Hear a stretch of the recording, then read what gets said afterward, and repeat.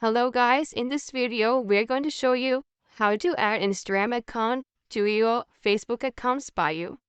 First of all, open the Facebook app and then tap on the profile icon.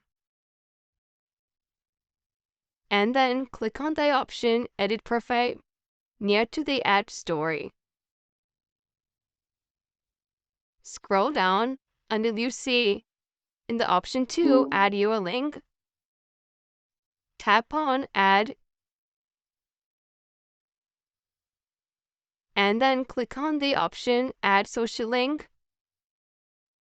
Click on Platform, select Instagram, and then type your Instagram username in the permitted space.